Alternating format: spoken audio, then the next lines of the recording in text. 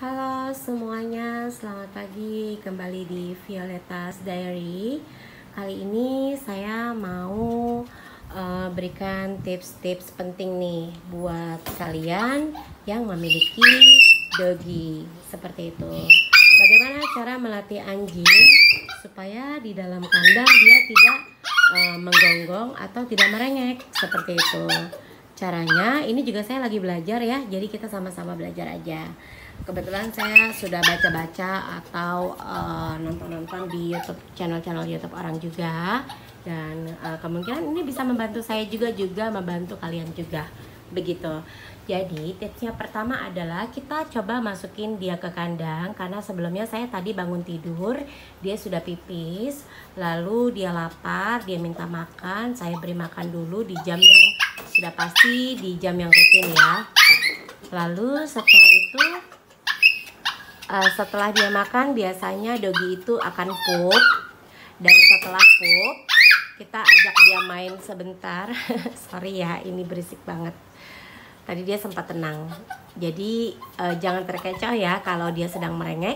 Sebaiknya kita diamkan dulu agar dia lebih tenang kembali gitu. Jadi didiamkan saja seperti anak kecil. Kalau merengek-rengek kan, kalau misalkan dikasih apa yang dia mau pasti akan menjadi-jadi ya teman-teman, kayak gitu.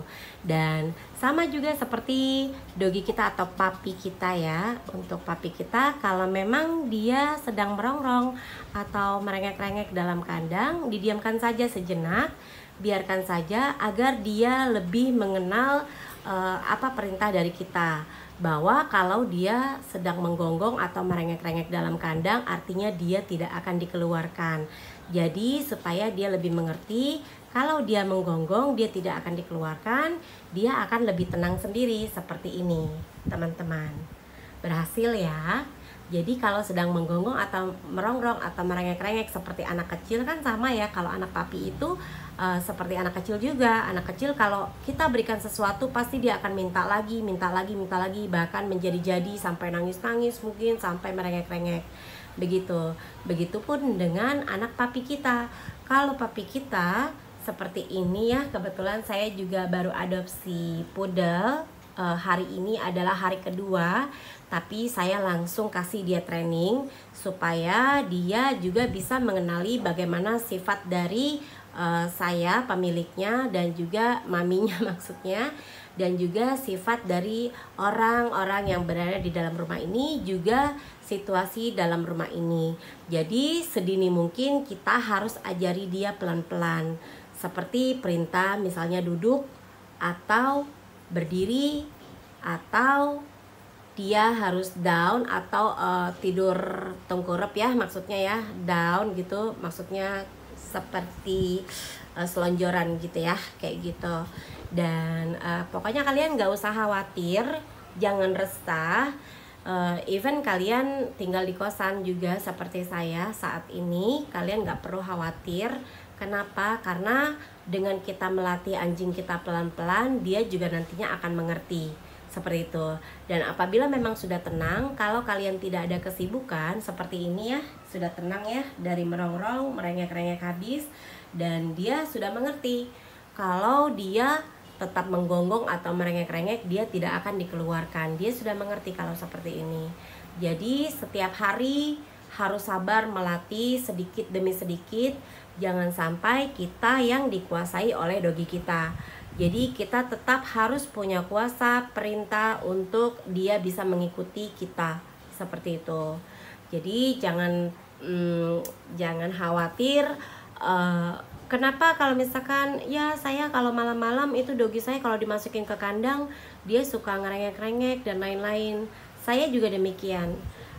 Sebelum saya adopsi poodle ini yang sekarang, sebelumnya saya sudah punya anjing juga beberapa kali, dan saya selalu melatih seperti ini. Jadi dia nanti hari demi hari, step by step, dia akan bisa terbiasa dengan perintah yang kita berikan. Dikarenakan poodle yang satu ini baru saja 2 hari datang ke rumah ini, jadi sedini mungkin pelan-pelan saya bisa latih dia. Seperti kalau misalkan dia dimasukkan dalam kandang, dia tidak boleh menggonggong terus. Kalau dia menggonggong terus, dia tidak akan saya keluarkan. Jadi kalau misalkan saat kalian memang punya kesibukan, doginya dimasukkan ke dalam kandang dan dia akan merengek terus, biarkan saja. Maksudnya seperti dicuekin aja kali ya, supaya dia tahu kalau kita sedang sibuk, berarti dia tidak boleh ganggu sementara begitu. Jadi hari demi hari atau di kemudian hari, step by step, dia akan mengerti, oh tuannya sedang sibuk dan tidak bisa diganggu, jadi dia harus tenang begitu. Jadi jangan khawatir ya guys semuanya. Bagi kalian yang punya dogi, kalian ini nggak boleh khawatir walaupun dia merengek-rengek, karena sebelumnya pasti kalian lucu nih doginya, papinya lucu, anak anjingnya lucu, cute, kasihan kalau dalam kandang. Benar, memang kasihan. Tetapi dengan kita seperti itu terus sikap kita, maka dogi kita akan bisa menguasai kita dan kita pasti akan lebih repot lagi untuk menjaganya. Kenapa?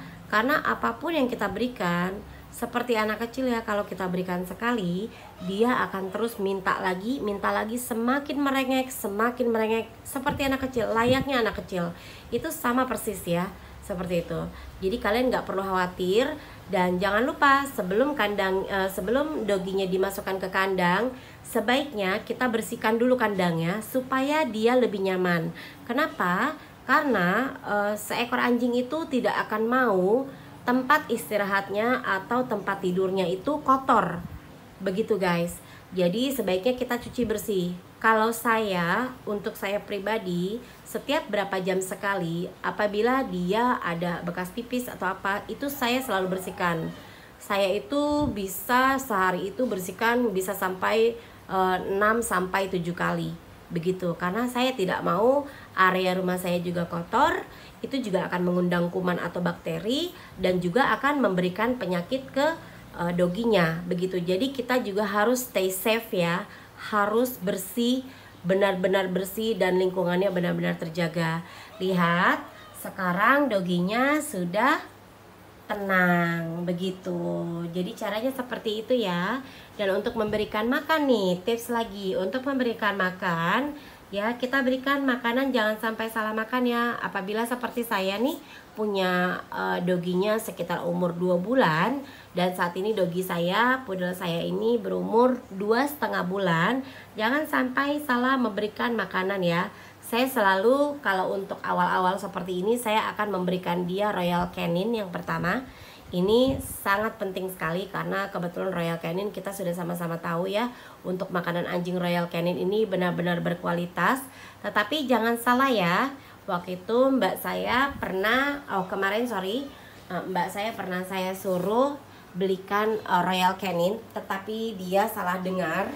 Seharusnya yang seperti ini ya, seharusnya yang seperti ini Royal Canin, ini ya tertutup Royal Canin ya.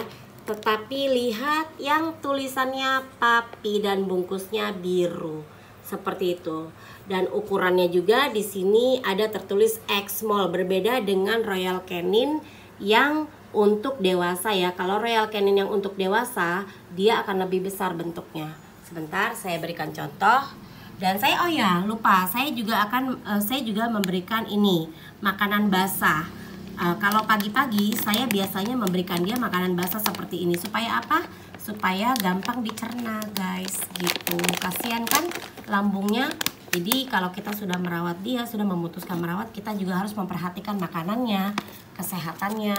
Jangan sampai dia sakit atau pencernaannya terganggu. Begitu. Oke, ini saya akan berikan contoh untuk Royal Canin yang untuk papi.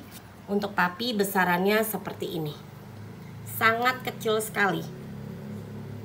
Sangat kecil sekali ya. Ini akan lebih disukai sama papi kita. Gitu. Tetapi kalau untuk yang dewasa, ini kemarin mbak saya salah beli, dia memberikan yang adult. Ini ada tulisannya adult, artinya dewasa. Ini saya digigit sampai seperti ini guys. Kemarin karena dia aktif banget. Dan ini salah ya guys. Kalau untuk 2 bulan ini terlihat di sini ada tulisan over 10 months old. Artinya ini adalah untuk 10 bulan atau lebih gitu ya. Dan ukurannya pun berbeda guys. Bentar saya buka dulu. Agak susah.